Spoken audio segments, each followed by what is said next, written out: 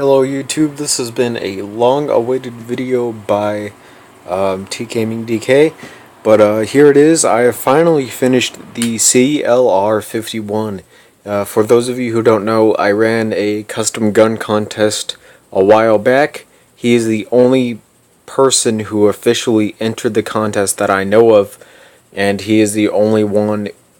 Oh yeah, since he is the only one who entered, he automatically won by default, so I chose one of his weapons, and I built it out of Legos like I said I would. And what you are looking at is the finished product of the CLR-51. Now then, I have been up since about 12 o'clock this morning. I had to sleep in because, to be honest, this is my last day of freedom before we go back to school tomorrow. And I really wanted to sleep in before I had to start getting back up at 5:30 again. So I went ahead, slept in.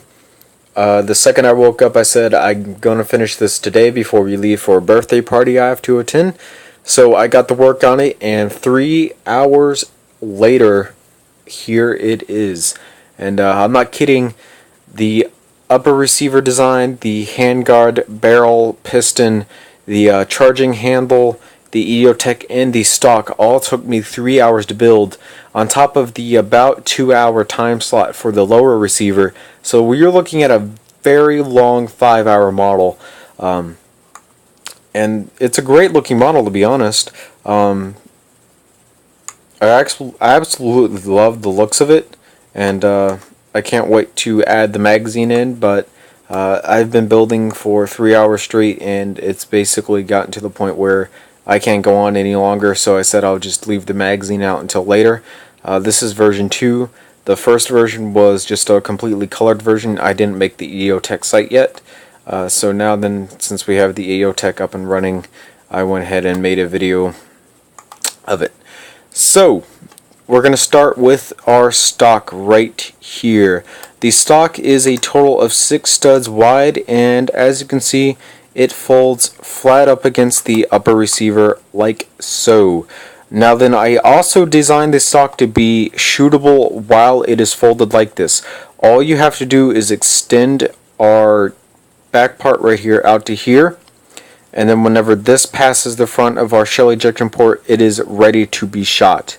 As you can see, there are holes here. That is where the pin goes to hold the stock into position that you want it to.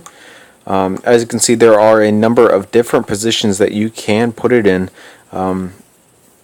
So there's like a very long one, a very short one, and then any of those sizes in between that you could have done. I would extend this back for you, but unfortunately LED won't let me do that without changing up the entire color of the back here, which I'm not going to do because that's going to take me a long time to do. So, as you can see on top here, throughout the entire model, we have our rail system.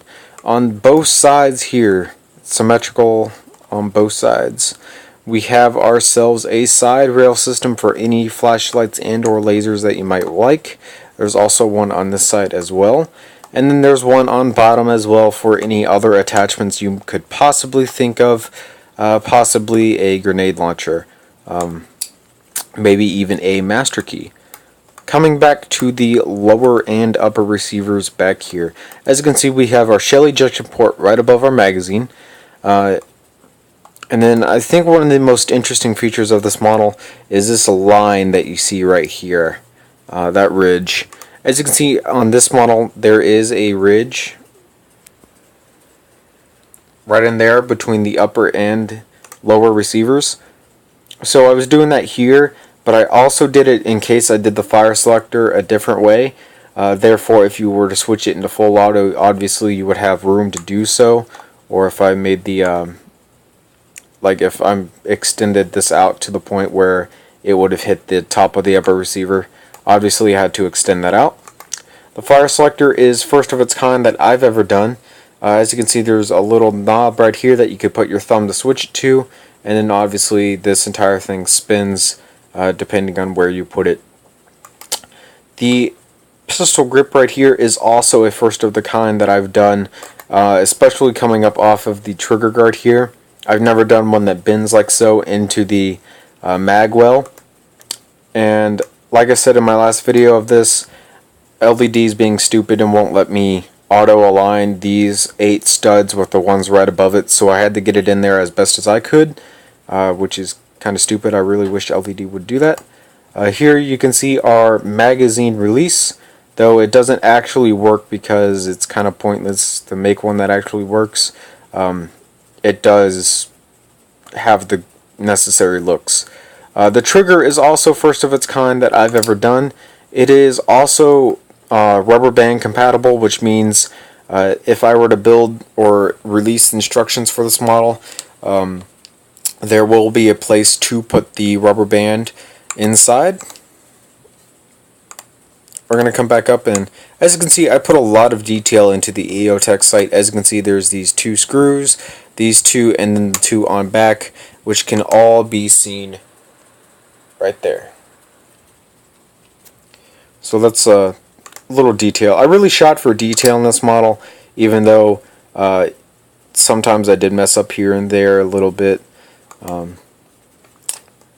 Also, our charging handle works, which means if I were to charge the weapon with the charging handle, it will push the bolt back next to the shell ejection port and make it look like you are chambering around, and so on and so forth.